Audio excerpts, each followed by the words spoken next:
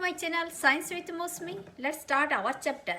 Today we are going to start NCERT textbook of Science class 8th chapter 11th part 2 Force and Pressure. If you like the video then please subscribe my channel, like and share it, press the bell icon. Okay, let's start part 2 of Force and Pressure. अब तक हमने ये देखा कि force का क्या है. Force का एक मैग्नीट्यूड होता है और उसका एक डायरेक्शन होता है. और ये फोर्स क्या क्या कर सकता है. फोर्स ये कर सकता है, चार चीज कर सकता है. जैसे वो एक मूविंग ऑब्जेक्ट को उसका स्पीड बढ़ा सकता है, यानी कि उसका स्पीड चेंज कर सकता है, बढ़ा सकता है, इंक्रीज कर सकता है, डिक्रीज कर सकता है. और फिर वो अगर किसी चीज मूविंग स्टेज में है तो उसको रेस्ट पे ला सकता है, रेस्ट में है तो मूविंग कर सकता है. और कभी कभी ये कुछ भी चेंज नहीं कर सकता है. जरूरी नहीं कि हमेशा फोर्स अप्लाई करो तो उसका कुछ चेंजेस आएगा. और फिर ये चेंज इन शेप भी लाता है और change in direction of motion भी लाता है. तो अब तक हमने डिसाइड किया कि ये रेस्ट को गतिशील बना सकता है, तो फिर स्टेट ऑफ मोशन में चेंज ला सकता है. अब हम पढ़ने जा रहे हैं पार्ट 2 में 11.5 force can change the shape of the object. तो फिर ये फोर्स अप्लाई करके हम किसी ऑब्जेक्ट का शेप चेंज कर सकते हैं. तो एक्टिविटी करते हैं. 11.5 में 3 कलम दिया गया है. पहले कलम में ये है कि in which objects are not free to move. Object पर है, इसे object not free to move यानी कि वो अपने आप नहीं घूम रहा है. कलम 2 में दिया गया है it suggests a manner in which a force can be applied on each object. तो फिर इसी स्थिर वस्तु को हम उसके ऊपर कुछ फोर्स अप्लाई करेंगे. और कलम 3 में ये दिखाया गया है डायग्राम ऑफ द एक्शन. वो फोर्स हम कैसे अप्लाई करेंगे. Try to observe the effect of force in as many situations as possible. You can also add similar situations using available material from your environment. Note your observations in column 4, 5 and the table. तो फिर आइए, ये table हमको दिया गया है एक lumps of dough on a plate. तो फिर इसको ये अपने आप नहीं मूव कर रहा है, ये पूरा स्थिर है. तो उसके ऊपर हम कैसे फोर्स अप्लाई कर सकते हैं. Pressing it down with our hands. इससे क्या होगा, इसका स्टेट ऑफ मोशन में कुछ चेंज आएगा? नहीं आएगा. शेप में कुछ चेंज आएगा? हाँ जरूर. उसका अगर ये गोलाकार है तो थोड़ा चपटा हो जाएगा, फ्लैट हो जाएगा, है ना. तो फिर उसका शेप में चेंज होगा, पर change in state of motion यानी कि इसके बाद वो मोशन में आ जाएगा ऐसा तो नहीं होगा ना, सिर्फ शेप चेंज होगा. ऐसे सेकंड में देखिए, spring fix to the seat of a bicycle.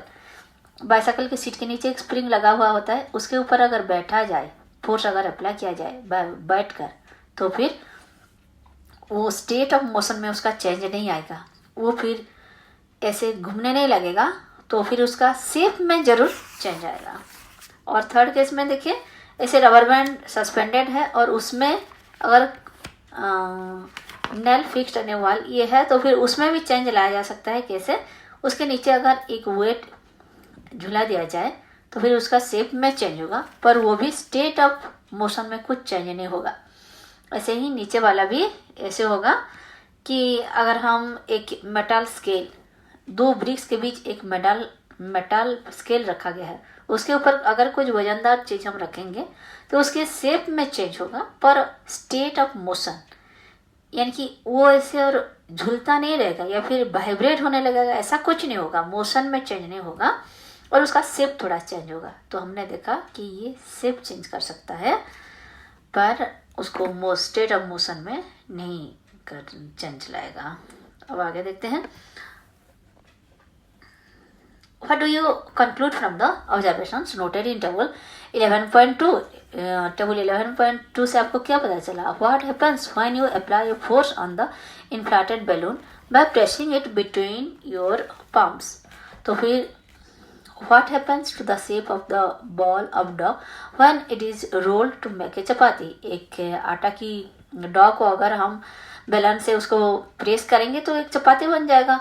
What happens when you press a rubber ball placed on a table? एक रबर बॉल को अगर हम टेबल के ऊपर रखा गया है जिसको हम प्रेस करेंगे तो क्या होगा. In all these examples you saw that the application of force on the object में चेंज इट्स शेप। तो फिर ऐसे में उसका चेंज हम कहाँ देखेंगे, शेप में चेंज हो जाएगा। तो फिर a force application of force on an object में चेंज इट्स शेप। ये बात तो हमें अब कन्फर्म हो गया कि फोर्स अप्लाई करने से किसी वस्तु का, ऑब्जेक्ट का शेप जरूर ही चेंज हो सकता है। Having performed all the above activities you would also realise that a force. तो फिर ये सारी एक्टिविटीज करने के बाद हमें कुछ कंक्लूजन मिला है। क्या मिला है कि एक फोर्स क्या क्या कर सकता है, तो उसका कुछ पॉइंट्स नोट कर लीजिए। एक फोर्स में make an object move from rest. एक अगर किसी वस्तु स्टेशनरी है, स्थिर है, तो फिर उसको मोशन में ला सकता है। मैं change the speed of an object if it is moving. अगर किसी वस्तु मूव कर रहा है तो फिर उसका स्पीड को डिक्रीज या फिर इंक्रीज कर सकता है। तो फिर ये तो हो गया चेंज ऑफ स्पीड। ऐसे मैं change the direction of motion of an object. जैसे हमने पढ़ा था हॉकी स्टिक, एक डायरेक्शन से आ रहा है बॉल, हॉकी स्टिक उसका डायरेक्शन चेंज कर लेता है और अपनी पार्टी के और एक आदमी को दे देता है। तो फिर डायरेक्शन में चेंज कर सकता है। और मैं bring about A change in the shape of the object. अभी हमने देखा कि उसका शेप भी चेंज कर सकता है। मैं कॉच सम और ऑल ऑफ दिस इफेक्ट्स। तो फिर शायद इसी में से किसी एक भी कर सकता है और किसी नहीं भी कर सकता है, या फिर सारे भी एक साथ कर सकता है फोर्स अप्लाई करने से। While a force may cause one or more of these effects, it is important to remember that none of these actions can take place without the action of a force. तो फिर उसी हिसाब से force के बिना इसमें से कुछ भी काम नहीं हो सकता। Thus, an object cannot move by itself. An object अपने आप मूव करने नहीं लगेगा। It cannot change speed by itself. किसी का स्पीड का चेंज यूं अपने आप नहीं हो जाएगा। यानी कि कुछ तो फोर्स है, कुछ तो एक्सटर्नल एजेंट है जो कि उसके ऊपर एक्ट कर रहा है, जिसके इशारे से ये चल रहा है। या तो उसका स्पीड हुआ या फिर शेप हुआ। It cannot change direction by itself and its shape cannot change by itself.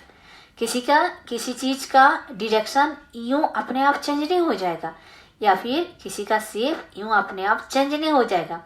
There is some agent which is working behind it. It means this is the application. By the application of force, there will be a change in shape, change in direction, and all this. Okay, then this force is of two types. ये force जो है दो प्रकार का है। First A is contact force, और अगले page में है force B। मैंने उसको B मार्क कर दिया है, जो कि नॉन कंटैक्ट फोर्स। तो फिर इसे नाम से ही हमको ये पता चल रहा है कि कंटैक्ट फोर्स क्या है, कि ये कंटैक्ट, डायरेक्ट कंटैक्ट में ये अप्लाई होता है। और नॉन कंटैक्ट मतलब हम उस चीज को छुए बिना, या फिर दो चीज they don't need to come in contact with each other, from a distance it starts acting on each other. तो फिर वो होता है नॉन कंटैक्ट फोर्स। कंटैक्ट मतलब स्पर्श, टच, टचेबल, इस टाइप ऑफ टच करने से ही जो फोर्स अप्लाई किया जा सकता है वो है कंटैक्ट फोर्स। अक्सर इसका एग्जाम्पल्स पूछा जाता है, और ये पूछा जाता है कि this comes under contact force और नॉन कंटैक्ट फोर्स। तो फिर कंटैक्ट फोर्स के अंदर हमारी बुक में अभी दो चीज दिया गया है, मस्कुलर फोर्स और फ्रिक्शनल फोर्स। तो मस्कुलर और फ्रिक्शन उसको हमने 1 और 2, फ्रिक्शन को 2 ऐसे कर दिया है। और नॉन कंटैक्ट फोर्सेस में है मैग्नेटिक फोर्स, इलेक्ट्रोस्टैटिक फोर्स और ग्रेविटेशनल फोर्स। इसको हमने 1, 2, 3 कर दिया है। Okay, let's start then muscular force. Then muscular force is an example of contact force. Let's say, can you push or lift a book lying on a table without touching it? Can you lift a bucket of water without holding it? Generally, to apply a force on an object, your body has to be in contact with the object. अगर एक table के ऊपर एक book रखा गया है, क्या आप उसको बिना छुए खिसका सकते हैं, या फिर आप उसको बिना लिफ्ट किए एक जगह से दूसरे जगह उसका चेंज ऑफ प्लेस कर सकते हैं? नहीं कर सकते ना। तो फिर उसके लिए आपको या तो पुल या पुश या फिर लिफ्ट तो करना ही पड़ेगा। ऐसे ही एक बकेट ऑफ वाटर आपको लिफ्ट करना पड़ेगा, तभी जाकर उसका प्लेस का चेंज होगा। तो फिर ऐसे में to apply force on an object your body has to come in contact with that object. ये चेंज लाने के लिए, ये चीज में ये चेंज लाने के लिए हमको फोर्स अप्लाई करना पड़ता है, और ये फोर्स अप्लाई करने के लिए हमें उसे टच करना पड़ता है। उस ऑब्जेक्ट का कांटेक्ट में हमको आना पड़ता है. द कांटेक्ट में also be with the help of A stick और ए पीस ऑफ रोप. ऐसा जरूरी नहीं कि हमेशा आपको डायरेक्ट टच करना पड़ेगा. कभी ये कंडक्ट आपको थ्रू ए पाइप भी हो सकता है, थ्रू एक रोप भी हो सकता है. जैसे ये देखिए नीचे दिया गया है, तो फिर ये थ्रू ए रोप ही उसको कंट्रोल कर रहा है ना. तो फिर इसी में भी उसको अपना मस्कुलर फोर्स अप्लाई करना पड़ रहा है. तो फिर किसी चीज़ को कंट्रोल करना ये मस्कुलर फोर्स के द्वारा हम कर सकते हैं. When we push an object like a school bag और lift a bucket of water. जब एक स्कूल बैग को पकड़ते हैं या फिर हम एक बकेट को उठाते हैं, ये सारे में हमको मस्कुलर फोर्स चाहिए. Where does the force come from. तो फिर ये फोर्स कहाँ से आता है. This force is caused by the action of muscles in our body. तो फिर ये कहीं और से नहीं आता, बस हमारे बॉडी हम खाना पीना खाकर जो तंदुरुस्त मसल बना है ना, उसी में हमारे सारे फोर्स है और उसी फोर्स अब मसल से होकर अप्लाई होता है और हम किसी चीज को उठा पाते हैं. तो फिर this force is caused by the action of muscle in our body. जिसका जितना मसल पावर स्ट्रांग है वो इतना बड़ी चीज को उठा पाएगा. अगर आप ज्यादा खाते पीते नहीं है, लीन और थीन है, तो फिर आप कमजोर है, तो फिर ज्यादा वजनदार चीज नहीं उठा पाएंगे. You can not lift much heavy things, but if you have a muscular body, then you can lift a heavy thing also. This force is caused by the action of muscles in our body. The force resulting due to the action of muscles is known as the muscular force. तो फिर muscular force किसे कहते हैं? What do you call muscular force? The force resulting due to the action of muscles. Muscle की वजह से जो force हमारे बॉडी में हो पाएगा, प्रोड्यूस हो पाएगा, तो फिर that is called the muscular force because the force comes from the muscles. That's why it is the muscular force. It is the muscular force that enables us to perform all activities involving movement of bending of our body. तो फिर ये muscular force से ही हमको ये ताकत मिलता है. It enables से ही हमको सक्षम करता है सारे काम करने के लिए. जैसे कि हमारे बॉडी को बेंड करें, मूव करें, ये सारे काम हमारे मसल पावर का ही है. In class 7th, you have learned that in the process of digestion of the food gets pushed through the alimentary canal. तो फिर डाइजेशन ऑफ फूड हमने पढ़ा है क्लास 7 पे. इसमें क्या होता है कि बकल कैविटी में हम खाना लेते हैं and it goes down through a alimentary canal. When we put food to our mouth in our buccal cavity और the mouth, then it gradually moves through a pipe through the alimentary canal. But for this movement also we need muscle power. This alimentary canal passes the food from one organ to the other, like from the mouth to the stomach to the intestine. All these things requires energy and it needs force. Then it also needs muscle power. Okay. In class 7th you have learned that in the process of digestion of food gets pushed through the alimentary canal. Could it be a muscular force that does it? तो फिर ये muscular force ही ये सारे करता है. You also have know that lungs expand and contract while we inhale and exhale air during breathing. Breathing के time में हमारे intercostal muscle ये सारे contract ये पेयर में होता है. तो फिर ये muscle एक्ट करता है, तभी जाकर हमारी ब्रीदिंग होता है. हमारी थोरासिक कैविटी के मूवमेंट, हमारे डायफ्रागम का मूवमेंट, ये सारे मसल पावर से ही होता है. हमको ये बाहर से भले ही पता नहीं चलता, पर अंदर की बात हम देखें बॉडी के अंदर, तो फिर ये मसल सारे ही एक्ट करके ये सारे थिंग्स करवाते हैं, जैसे breathing, digestion. Where are these muscles located which make breathing possible. तो फिर ये सारे मसल होते कहाँ है? ये हमारे बॉडी के अंदर ही है और लंग्स को चालित करते हैं. Can you list a few more examples of the force exerted by a muscles in our body? ऐसे ही और भी बहुत सारी चीजें. Animals also make use of muscular force to carry out their physical activities and other tasks. सिर्फ हम ही नहीं, but the animals also use their muscle power. Then you have witnessed all those. Just try to recall. Animals like bullocks, horses, donkeys and camels are used to perform various tasks for us. ये जो bullock, horse, Dunki सारे हमारे इतने सारे बोझ उठा के एक जगह से दूसरे जगह ले जाते हैं, वो भी अपना मसल पावर ही तो यूज करते हैं. In performing this task they use muscular force. तो ये सारी जो हमारे लिए इतना जोर से दौड़ते हैं, ये सारे अपना मस्कुलर फोर्स ही यूज कर रहे हैं। अब आपने देखा मस्कुलर फोर्स हमारे लिए कितना काम करता है। Since muscular force can be applied only when it is contact with an object, it is called a contact force. तो फिर ये कंटैक्ट को फोर्स क्यों हुआ, अभी आपको पता चला। Muscular force can be applied only when it is in contact with an object. तो फिर मस्कुलर फोर्स के लिए दो object comes in contact with each other, so this is under the example of contact force. Are there any other type of contact forces? Let us find out. Okay, let's see the second type of contact force, that is the frictional force or the friction. Friction क्या है?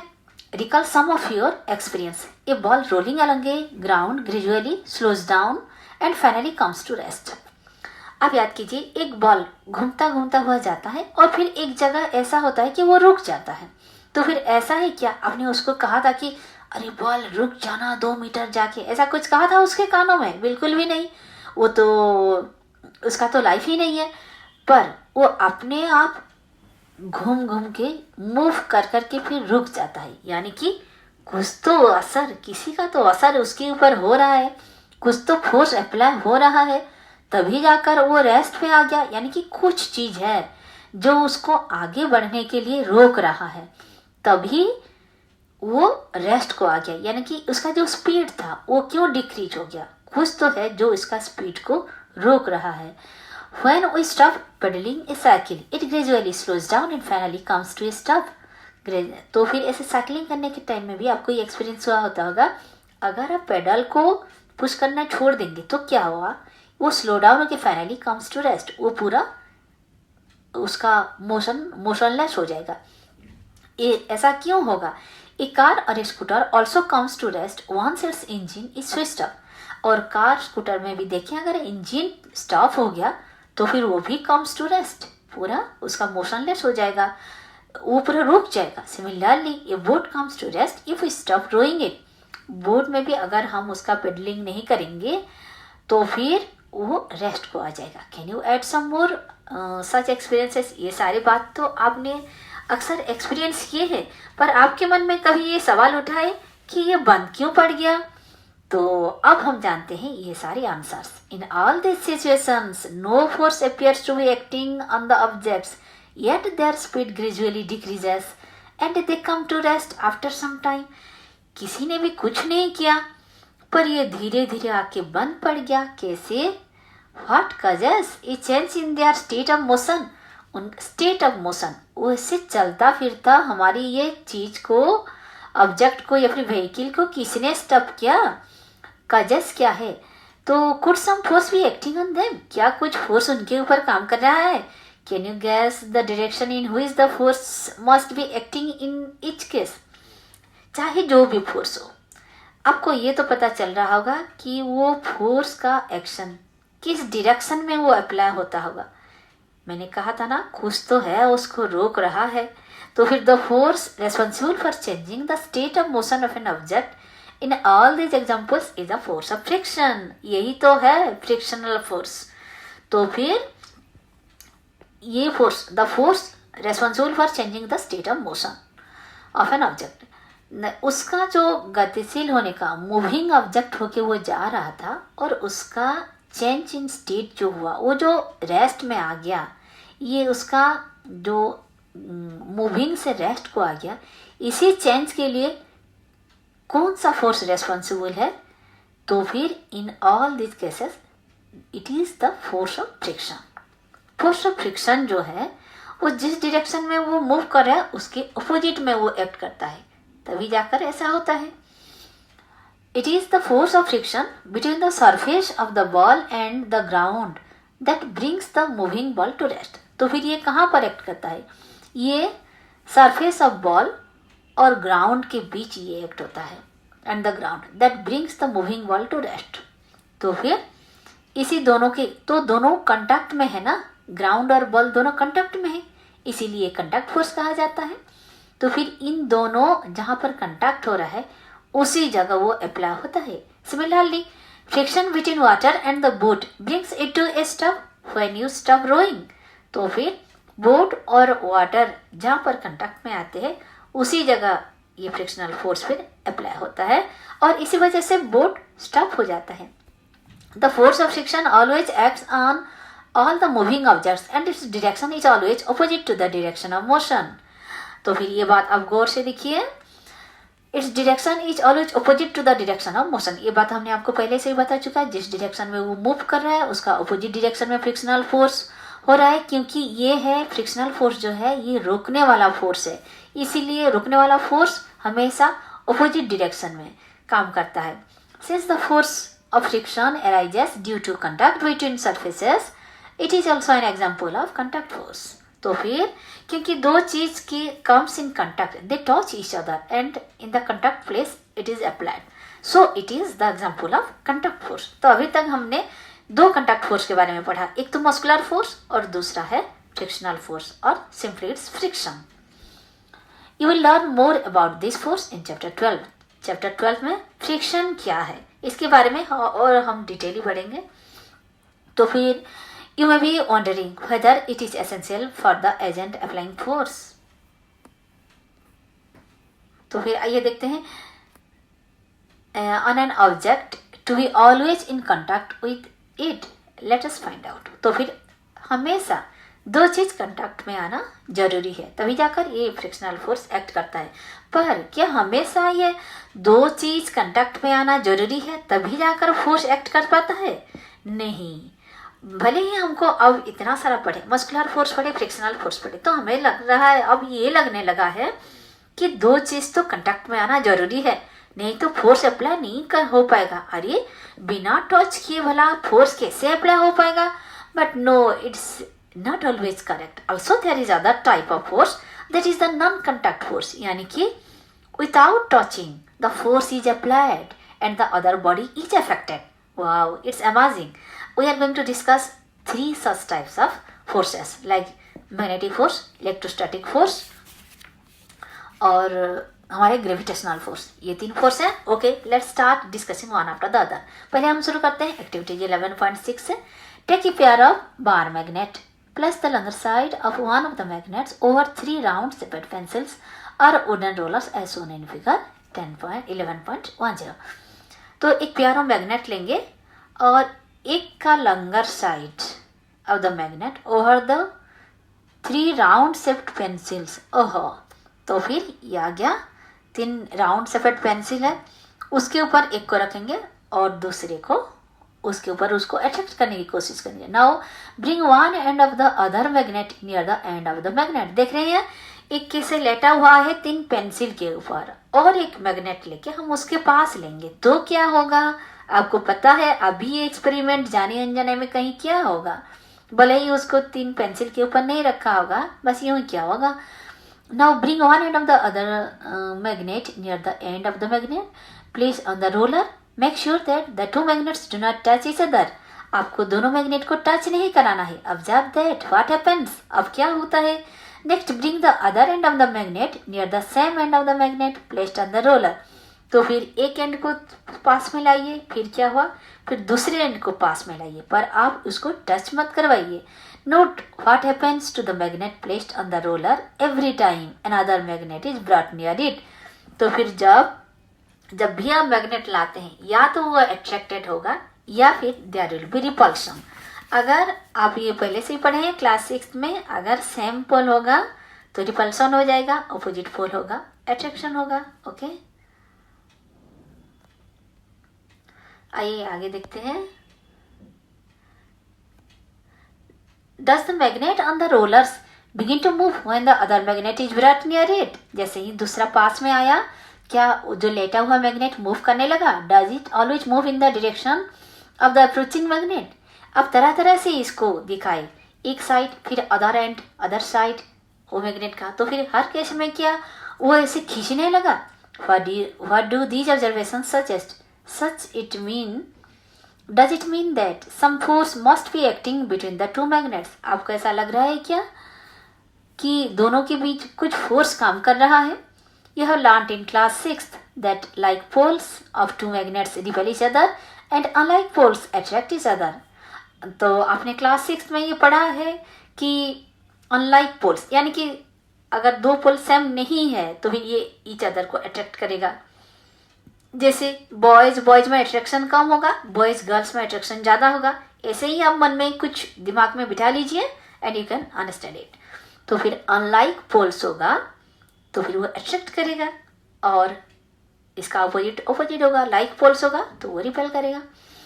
Attraction और repulsion between objects can also be seen as another form और pull और push. तो फिर ये और कुछ नहीं है, ये अट्रैक्शन बोले या रिपल्सन बोले, ये भी तो एक पुल और पुश है। हमने पढ़ा था force is nothing but A push और पुल, ये पहले से ही हमने, तो अभी भी यही हुआ ना। Do you have to bring the magnets in contact for observing the force between them. तो फिर एक फोर्स अप्लाई होने के लिए क्या दोनों को कंटैक्ट में आना पड़ा? बिल्कुल भी नहीं। A magnet can exert a force on another magnet without being in contact with it. एक मैग्नेट को दूसरे मैग्नेट के ऊपर कुछ इफेक्ट डालने के लिए या तो पुल या फिर पुश या फिर अट्रैक्ट या फिर रिपल्सन के लिए दोनों का कंटैक्ट में होना जरूरी नहीं है, without being in contact with it. तो फिर है ना ये example of non contact force. Similarly the force exerted by a magnet on a place of iron is also a non contact force. ऐसे ही अगर आयरन के साथ भी मैग्नेट को रखा जाए तो फिर ये भी कंटैक्ट की जरूरत नहीं है, is also a non contact force. Okay, then it's clear कि magnetic force is not a contact force, it is the example of an non contact force.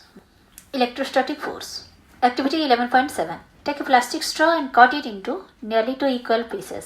Suspend one of the pieces from the edge of the table with the help of piece of thread. एक plastic straw को लेके उसको 2 भाग में काट लीजिए। एक को इसे एक टेबल के एज में झुला के रखिए और with the help of a thread. Now hold the other piece of straw in your hand. दूसरे पीस को आपके हाथ में रखिए और उसको रब कीजिए, उसके फ्री एंड को एक पेपर शीट में उसको रब कीजिए। Bring the rubbed and of the straw near the suspended straw. जिसको आपने रब किए हैं पेपर को, उसी एंड को ला के जो सस्पेंडेड स्ट्रॉ है उसके पास लाइए। Make sure that the 2 pieces do not touch each other. What do you observe? और अब ये ध्यान रखें जैसे दोनों स्ट्रॉ आपस में टच नहीं करेंगे। तो आपने क्या देखा? Next, rub the free end of the suspended piece of straw with a sheet of paper. अब आप free end of the suspended piece को जो झूल रहा है, सस्पेंडेड है, उसी पीस ऑफ स्ट्रॉ को आप एक पेपर में घिसिए। Again bring the piece of straw that was rubbed earlier with paper near the free end of the suspended straw. अब आप दूसरे पीस को लाइए जो पहले से ही रब किया गया था पेपर में, दोनों को पास लाइए। What do you observe now? अब आपने क्या देखा? तो फिर क्या डिफरेंस आया देखते हैं। A straw is said to have acquired electrostatic charge after it has been rubbed with a sheet of paper. आप एक शीट ऑफ पेपर में उसको घिसने के बाद इसमें इलेक्ट्रोस्टैटिक चार्ज एक्वायर कर लेता है, वो चार्ज हो जाता है और इसी चार्ज को इलेक्ट्रोस्टैटिक चार्ज बोलते हैं। Such a straw is an example of a charge body. अब इसी स्ट्रॉ को हम कहेंगे कि एक चार्ज बॉडी है। तो फिर द फोर्स, इलेक्ट्रोस्टैटिक फोर्स किसे कहेंगे? The force exerted by A charge body on another charged or uncharged body is known as electrostatic force. हमने देखा दोनों स्ट्रॉ को हमने चार्ज कर दिया पेपर में घिस के, अब दोनों स्ट्रॉ चार्ज हो गया। तो फिर द फोर्स, इसी चार्ज बॉडी जो फोर्स एक्सर्ट करेगा किसके ऊपर? एक दूसरे के ऊपर, चाहे दूसरे वाला चार्ज हो या फिर अनचार्ज हो, इसी को बोलते हैं electrostatic force. This force comes into play even when the bodies are not in contact. और ये इलेक्ट्रोस्टैटिक फोर्स एग्जर्ट होने के लिए जरूरी नहीं कि दोनों कंटैक्ट में आए, एक डिस्टेंस से भी ये हो सकता है। The electrostatic force therefore is another example of a non-contact force. You will learn more about electric changes in chapter 5. तो फिर आगे वाला चैप्टर में, चैप्टर 15 में इसके बारे में और हम डिटेल में पढ़ेंगे। तो फिर क्योंकि इसमें टॉर्च नहीं होता है, इसीलिए this is the example of non contact force. इसी के और आज ये पढ़ते हैं नंबर 3 वाला नॉन कॉन्टैक्ट फोर्स, जो है ग्रेविटेशनल फोर्स। इसलिए हमने उसके साइड में मार्क कर दिया है 3। You know that a coin और a pen fall to the ground when it slips off your hand. जब आपके हाथ से एक पेन हो या फिर एक कॉइन फिसल जाता है तो फिर वो सीधा ग्राउंड पे आके पड़ता है। Leaves and fruits also fall to the ground when they get detached from the plant. ऐसे ही पत्ता हो या फिर फल हो पेड़ से गिरता है तो फिर वो नीचे ही गिरता है, ground when they get detached from the plant. Have you ever wondered why it is so? आपको कभी ये आश्चर्य हुआ कि ऐसा क्यों हुआ? और ये आश्चर्य हुआ था पहली बार न्यूटन को, तभी तो उन्होंने डिस्कवर किया gravity. When the coin is held in your hand, it is at rest. जब आप कॉइन को पकड़े हुए हैं तो फिर ये रेस्ट पोजीशन में है। As soon as it is released, it begins to move downwards. जैसे ही आपने उसको छोड़ दिया कॉइन को तो फिर वो किस ओर जाता है? नीचे की ओर जाता है। आप उसको कभी ऊपर उड़ते हुए देखे हैं या फिर साइड में फिसलते हुए? नहीं, वो सीधा नीचे जाता है। तो it is clear that the state of motion of the coin undergoes A change. वो जिस अवस्था में था, स्टेट ऑफ मोशन कैसा था? रेस्ट में था। अब उसमें एक चेंज आ गया और वो मूविंग हो गया। Can this happen without a force acting on it? आपको क्या लगता है बिना फोर्स एक्ट किए हुए इसमें ये चेंज आया? तो फिर ये कौन सा फोर्स है? Which is this force? कौन सा फोर्स इसके ऊपर एक्ट कर रहा है कि वो मूव कर रहा है? तो फिर ऑब्जेक्ट और things fall towards the earth because it pulls them. This force is called the force of gravity. चाहे वो ऑब्जेक्ट हो या थिंग हो, ये पृथ्वी की ओर आता है और वहां गिरता है, यानी कि नीचे की ओर आता है। और इसी फोर्स, जिस फोर्स उसको खींचता है अर्थ की ओर, this force is called the force of gravity और जस्ट ग्रेविटी, या फिर सिंपली उसको सिंपली ग्रेविटी भी बोल सकते हैं। This is an attractive force. ये हमेशा खींचता है, ये रिपल्स नहीं करता है, इसीलिए ये एक अट्रैक्टिव फोर्स है। The force of gravity acts on all objects, और ये सभी ऑब्जेक्ट को उसी ही खिंचाव के साथ खींचता है। The force of gravity acts on all of us all the time without our being aware of it. चाहे हमको पता चले, हम इसके बारे में अवेयर हो या ना हो, यानी कि चाहे हम नींद में हो और गिर गए कहीं हम अपना बिस्तर से, तो फिर हम नीचे ही गिरेंगे। ऐसा नहीं कि हम नींद में हैं, हमारा अवेयरनेस नहीं है हमारा, तो फिर ये हम नहीं गिरेंगे नीचे, ऐसा नहीं है। ये हमारी अवेयरनेस में नहीं होता है। जैसे हमारे हार्ट दुख करता है, ऐसे ही ये हम गिरेंगे तो बस नीचे ही गिरेंगे। Water begins to flow towards the ground as soon as we open a tap. जैसे ही हम टैप खोलते हैं, पानी वाला टैप, तो फिर पानी नीचे ही गिरेगा, साइड में नहीं फिसलेगा या फिर ऊपर की ओर नहीं जाएगा। Water in rivers flows downwards due to the force of gravity. ऐसे ही रिवर में पानी ऊपर से नीचे की ओर ही आता है, और ये क्यों आता है? Due to force of gravity. तो इतने सारे इफेक्ट है ग्रेविटी के। तो ये ग्रेविटेशनल फोर्स क्या है, आइए अब डिटेल में जान लेते हैं। Gravity is not a property of the earth alone. ये ग्रेविटी जो है ये सिर्फ अर्थ की प्रॉपर्टी नहीं है, तो फिर ये कैरेक्टर सिर्फ अर्थ का ही नहीं है, तो फिर in fact every object in the universe whether small और large exert a force on each other object. इसी यूनिवर्स में हर छोटे बड़े जो चीज है वो सारे एक दूसरे के ऊपर ये एक्सर्ट करते हैं। इसी वजह से सन और अर्थ नहीं टकराते। तो this force is known as the gravitational force. इसी को कहते हैं ग्रेविटेशनल फोर्स। सारे सूरज अपनी जगह, अर्थ अपनी जगह, सारे स्टार्स अपनी जगह, 8 प्लैनेट्स अपनी जगह, ये this is because of this gravitational force. तो इसी के साथ हमारे सेकंड पार्ट खत्म होता है। Hope you enjoyed my teaching. With this, we complete the second part of the chapter. If you like the video, then please subscribe my channel, press the bell icon so that you can get the latest chapter uploaded by me. Thank you.